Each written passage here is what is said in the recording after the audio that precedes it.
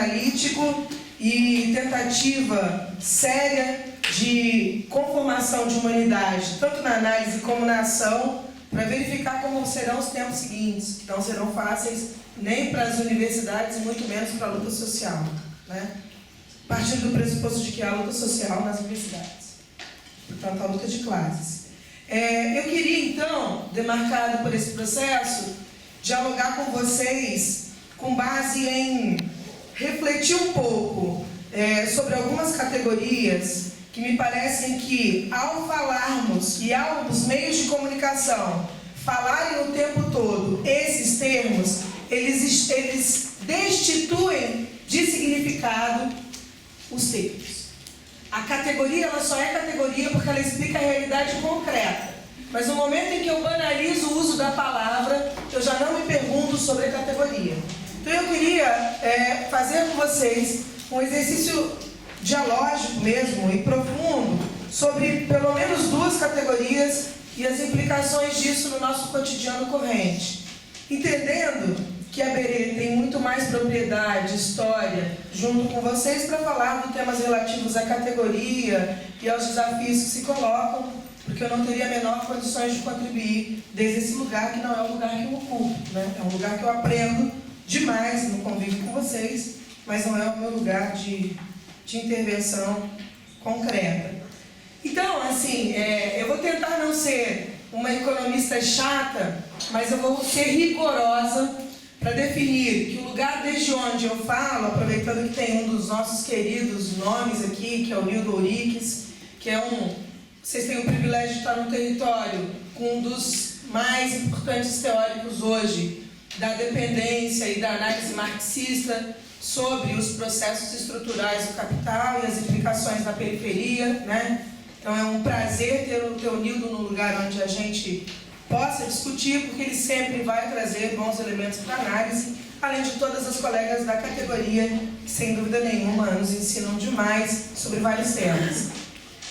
Feita essa introdução, então eu queria dialogar com vocês sobre dois termos categoriais e as implicações desse termo no cotidiano concreto.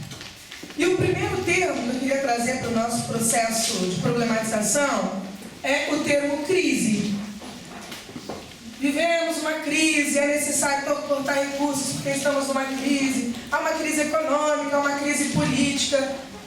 Se a gente tiver que se perguntar o que é crise e o que é uma crise econômica, que elementos será que a gente precisaria buscar para dar conta de explicar o marco categorial de uma análise como essa?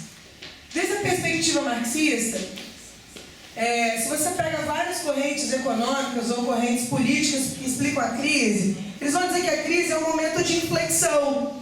É um ponto no qual a economia vinha crescendo e ela passa a não crescer. Cai o seu processo de crescimento econômico, você tem um período de recessão profunda, portanto eles vão nominar a crise como esse ponto de inflexão entre o que subia e agora desce. Tudo bem? Entendendo que há aí sim um movimento, um processo cíclico.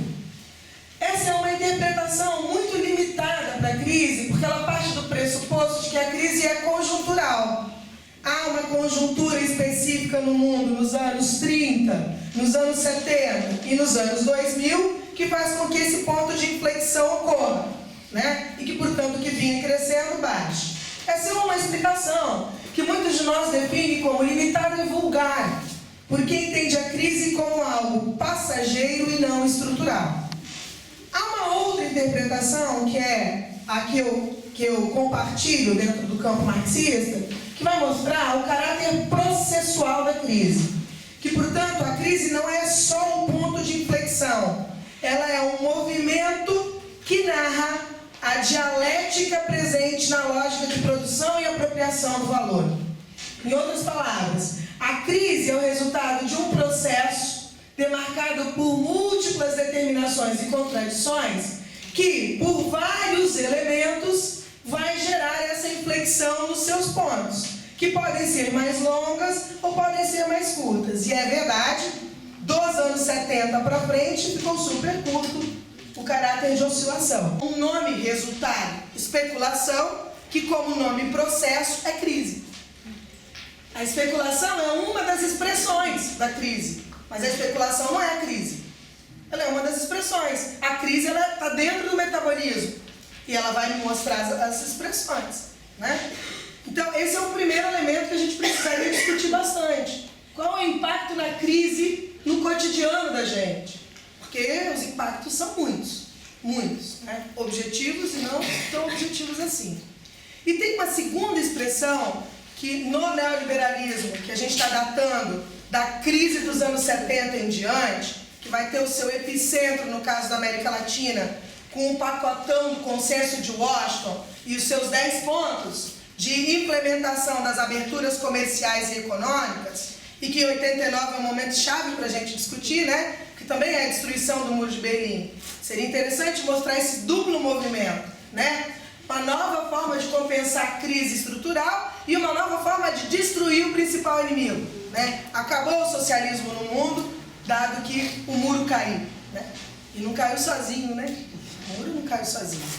Então, a segunda característica que eu queria que a gente analisasse tem a ver com essa expressão histórica, desde os anos 70, de uma categoria fundante para explicar a dependência, que é a dívida. A dívida, enquanto processo histórico, ela pode ser entendida como um momento ou várias fases da expressão do desenvolvimento desigual e combinado no mundo.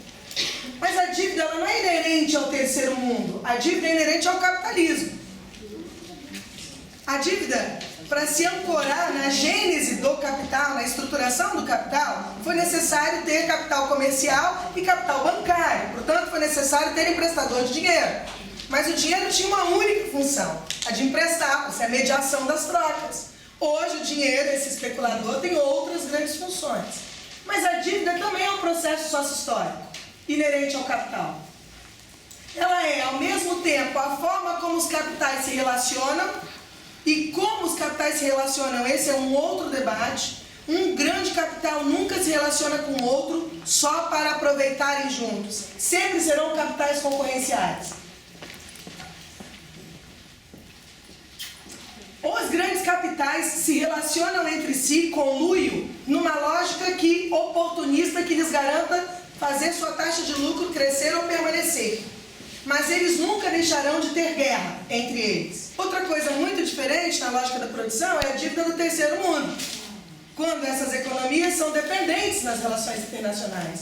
Então a dívida, ela pode e deve ser entendida como uma expressão continuada dos vínculos desiguais entre economias tecnologicamente mais avançadas e economias tecnologicamente menos avançadas.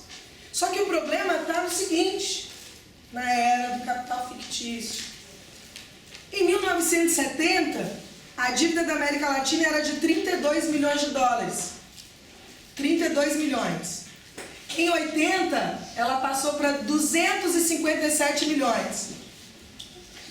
Em 90, ela passou para 475 milhões. Em 2000, ela passou para 760 milhões. E em 2010, ela alcançou a cifra de 1 bilhão e 258 milhões. Então, defina a dívida. Defina a dívida. Processo estrutural de manutenção da lógica da dependência de economias ricas em recursos naturais, ricas em mão de obra abundante, jovem, exército industrial de reservas abundantes, que é a máquina propulsora da produção de riqueza capitalista. Então não é que nós estamos endividados, é natural ter dívida, cartão de crédito, não é isso. A história do desenvolvimento periférico é a história da dívida. Então, ela é processualidade e ela encarna um dos elementos explicativos da dependência. Com essas duas características, então, crise e dívida, eu queria voltar ao debate do porquê é importante e atual e necessário caracterizar a dependência na sua lógica marxista de análise. Dá pra mim.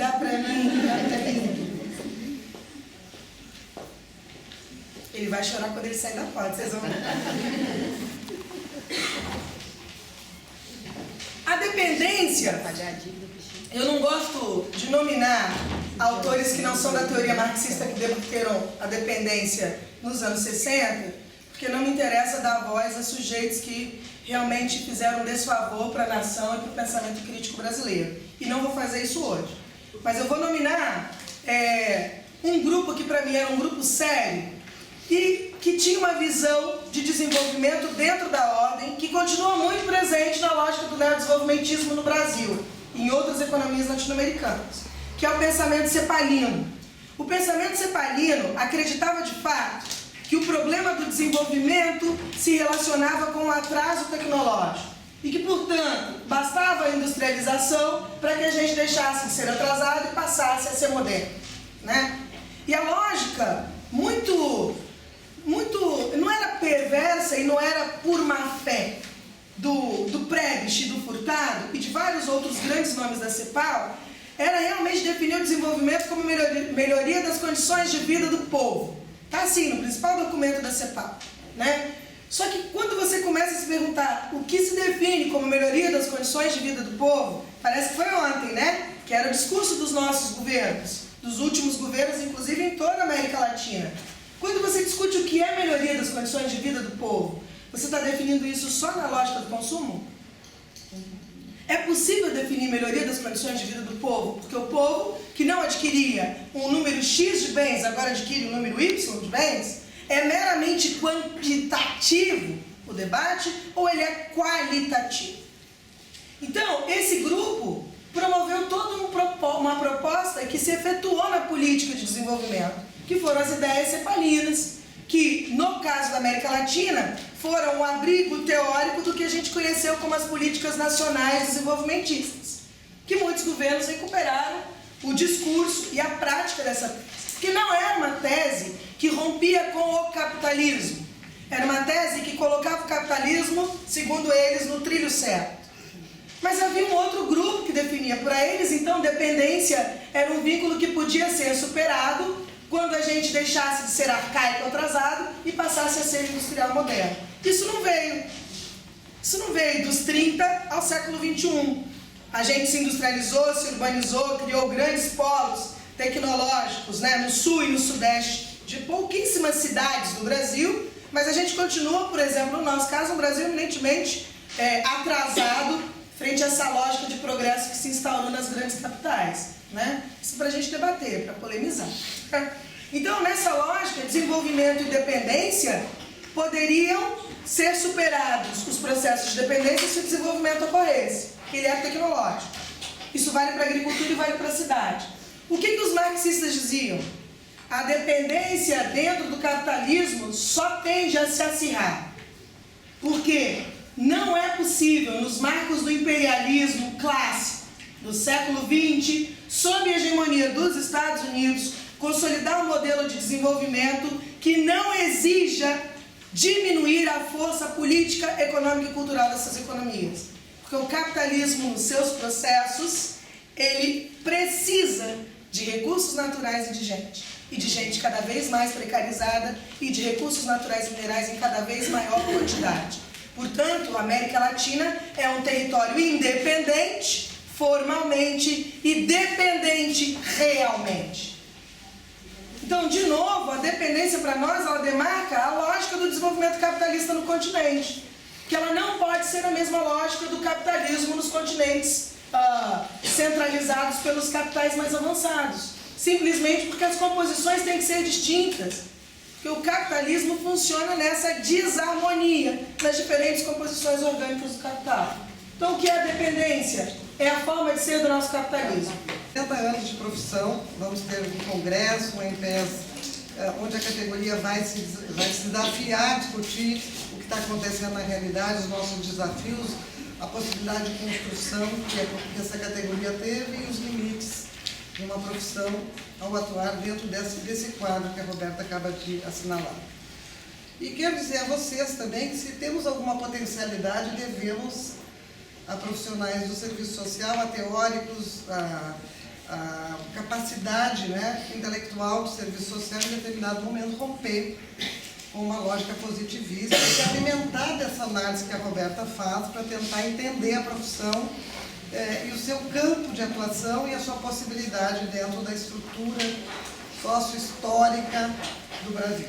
Então, primeiro dizer isso, que temos muito a comemorar do ponto de vista de que fomos capazes, enquanto profissão, de fazer uma trajetória extremamente importante no sentido de analisar, né, os desafios daquela profissão, da construção daquela profissão dentro de uma sociedade altamente conservadora e daquele papel, né, de amortecedor das lutas sociais e das lutas da classe trabalhadora, para um papel vinculado à lógica de que somos classe trabalhadora.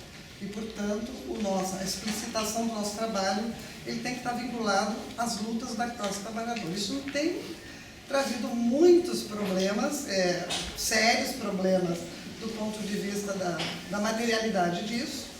E vou acrescentar aos problemas que a gente tem que analisar o fato de que somos uma profissão assalariada e que a grande parte da profissão está no âmbito do Estado e a nossa mediação fundamental são as políticas sociais. Então vamos lá, né? Se a gente vai olhar a análise que a Roberta faz, nós vamos introduzir aí o campo da política social como um campo de manutenção, né? De reprodução dessa lógica e de manutenção do sistema, da exploração da classe trabalhadora, né?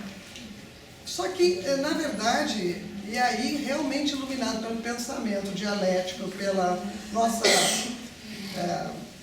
familiaridade com o marxismo, a nossa entrada na discussão do pensamento crítico, nós trabalhamos numa perspectiva da política social, da sua contradição. Embora compreendendo a política social como um instrumento do capital, nós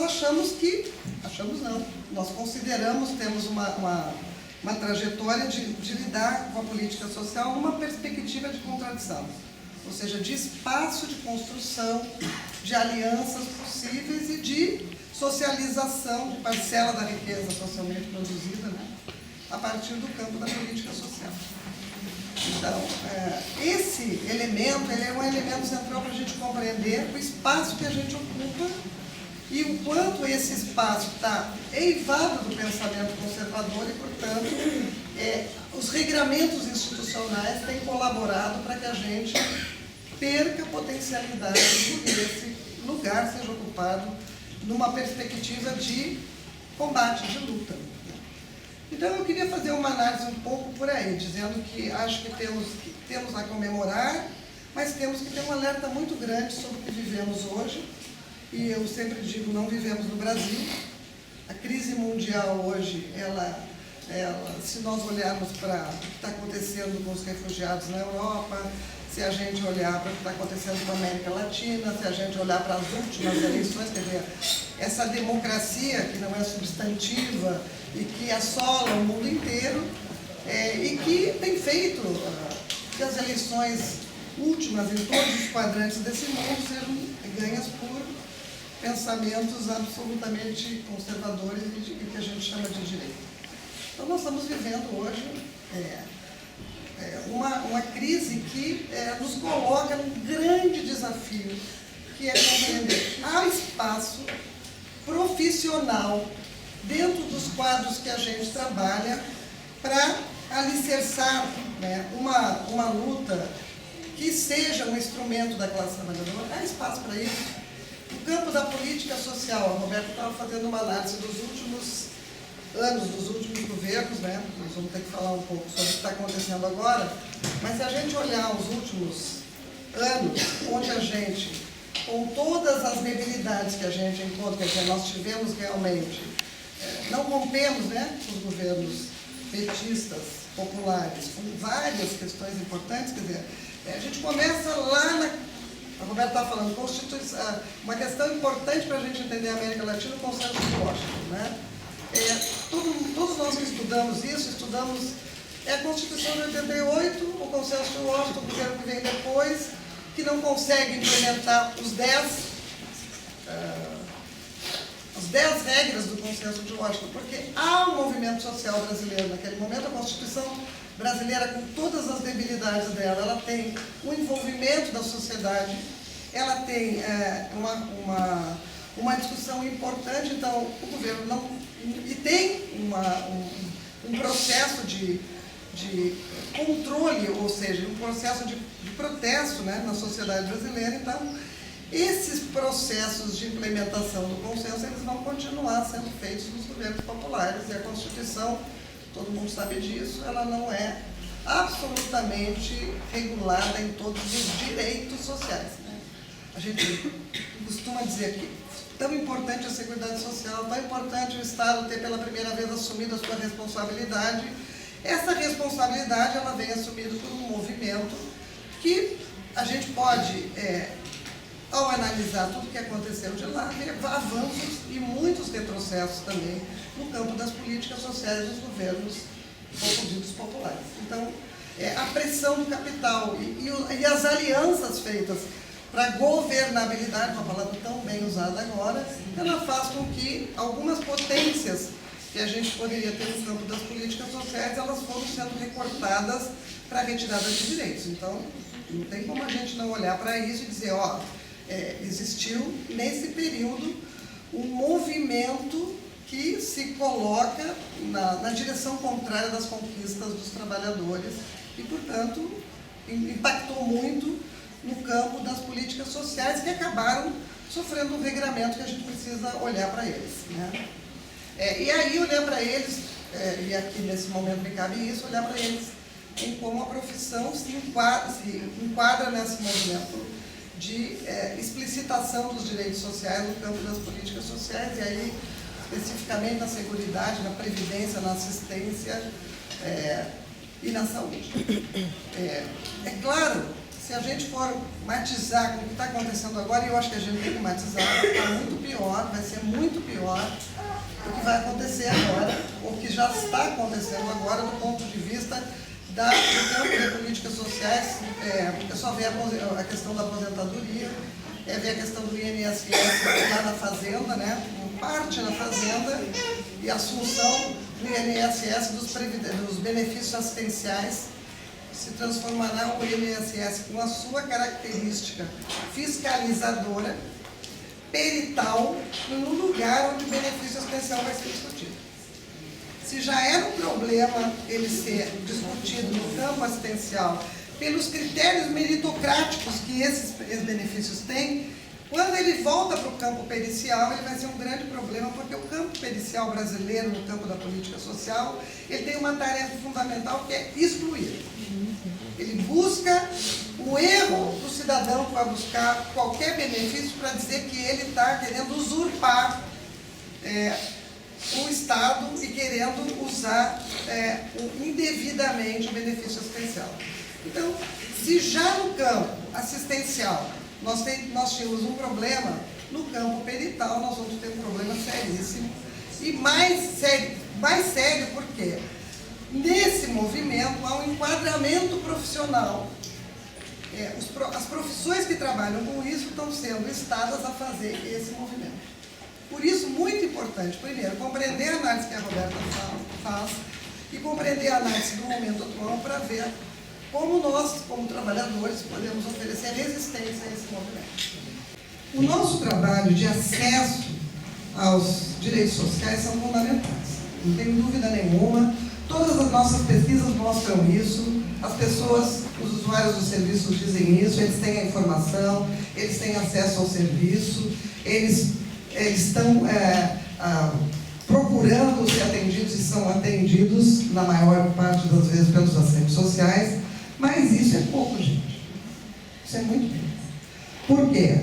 Porque a partir disso é preciso fazer um debate por que a restrição no campo das políticas sociais acontece, qual é a lógica dessa restrição e como é que essa população pode tensionar o estado de coisas dessa sociedade para que isso seja modificado. O nosso trabalho, nessa perspectiva de organização da população, ele é fundamental.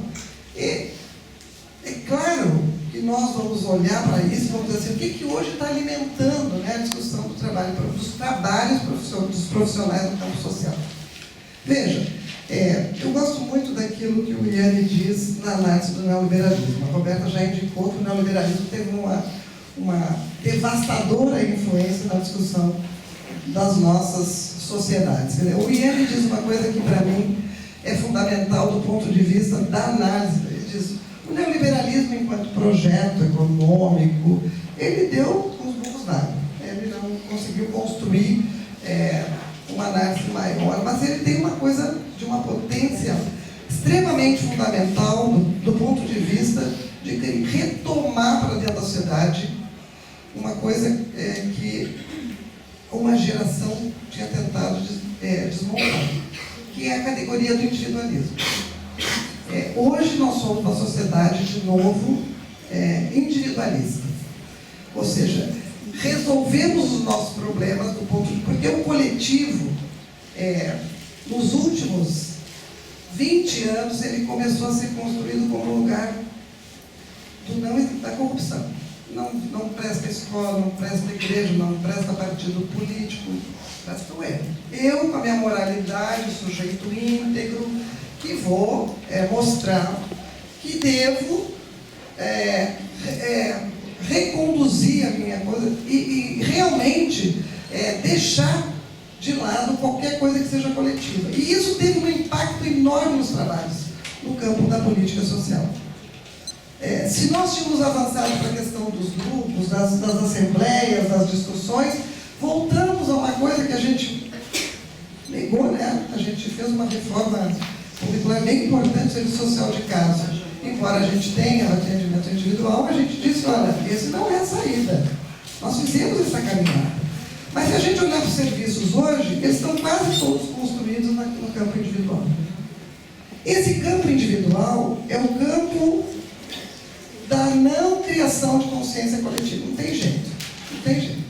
Eu fico, enquanto profissional, e o sujeito que vem ao serviço, discutindo o caso específico daquele sujeito e a resolução ou não do caso, e não trabalho mesmo a condição política que leva aquele sujeito a ter aquela demanda para o serviço social. Não traduzimos essa demanda como uma demanda coletiva da classe trabalhadora. Essa é uma questão extremamente séria. A lógica de buscar a negação do direito, porque o custo é muito alto, porque nós precisamos reduzir custo, porque os direitos sociais ampliaram-se tanto, nós temos tão poucos direitos sociais no Brasil, gente. Tão pouca garantia para a população, que a gente precisa trabalhar isso numa perspectiva de assim, nós temos que trabalhar na ampliação e não na negação. É claro que vocês vão me dizer o seguinte, estamos vivendo um momento conjuntural muito difícil. Não só conjuntural, estrutural, muito difícil. Não é da lógica do capital, a lógica da proteção. O que é possível fazer enquanto profissional nesse campo, mostrando isso, discutindo isso, mas ao mesmo tempo criando a condição da ampliação e da discussão da classe trabalhadora em cima desse bolo. Opa! Que não é o bolo lá do Delfim, né? Em cima do recurso que socialmente todos nós produzimos. Então, assim, o campo da política social é um campo eivado de contradições, gente.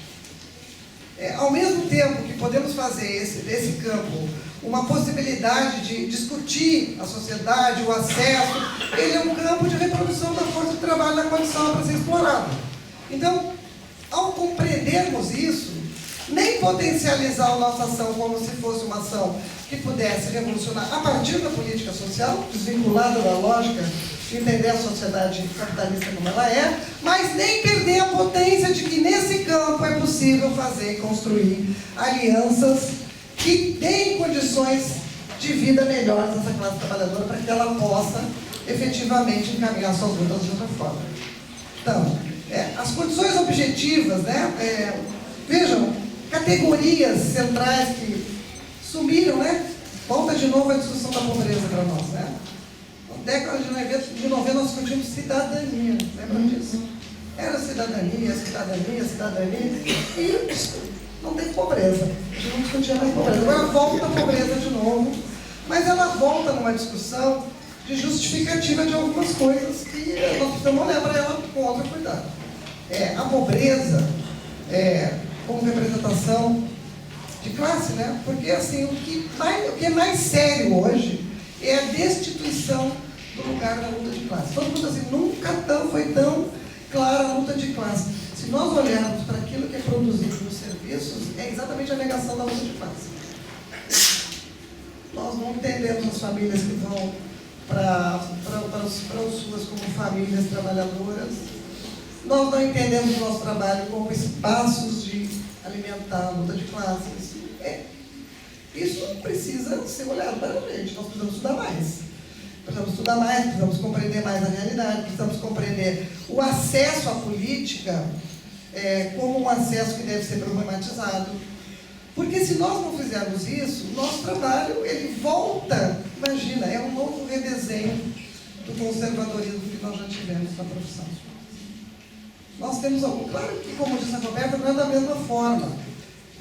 A característica da profissão, lá em 32, né, quando foi criado, não é a mesma característica da profissão hoje. Quer dizer, as demandas da profissão, o que nós hoje temos que nos haver, por exemplo, uma formação mais rápida, né? Formação profissional hoje, os cursos não só à distância, também alguns presenciais, onde os clássicos não são lidos, onde a gente não compreende a dialética. A gente fala do projeto ético-político, mas esse projeto ético-político é um ser que anda do lado da gente, que não tem nada a ver com aquilo que eu faço. Uma coisa é o marxismo para entender a realidade, outra coisa é quando eu chego lá no meu postinho de saúde, unidade básica, então aí eu sou positivista. Eu tenho que olhar para aquilo, que é muita demanda, então tem que fazer assim, o que eu posso, o que eu não posso, o que eu quero, o que eu não quero. E também, aquele usuário que incomoda muito e reclama muito, né? Ele é o dele, não quer nem atender. Só reclama, estou aqui à disposição, estou atendendo. Então, assim, essa lógica, se nós não olharmos para ela como uma lógica que está nos alimentando, numa perspectiva com a qual não tem nada a ver com o projeto ético-político do serviço social, nós não vamos conseguir atuar no campo profissional. E vejam, o projeto ético-político, ele está materializado em cada trabalho do assistente social. Ele não é um ser fora de nós. Então, a gente, a cada espaço profissional, ou materializamos como desenhamos, ou materializamos a sua contradição. Entendeu? Mas estamos materializando a imagem da profissão. Estamos materializando a identidade da profissão. Então, não é possível, gente, hoje, atuar no campo profissional do serviço social sem uma fundamentação teórica, vou dizer rígida, mas aqui consistente. É preciso estudar muito. Não tem como a gente entender as demandas que nós temos hoje, a estrutura do Estado brasileiro, do Estado latino-americano, o papel do Estado nas políticas sociais, o campo das políticas sociais, onde o requisito do nosso trabalho é feito, se nós não estudarmos e entendermos com profundidade o capitalismo.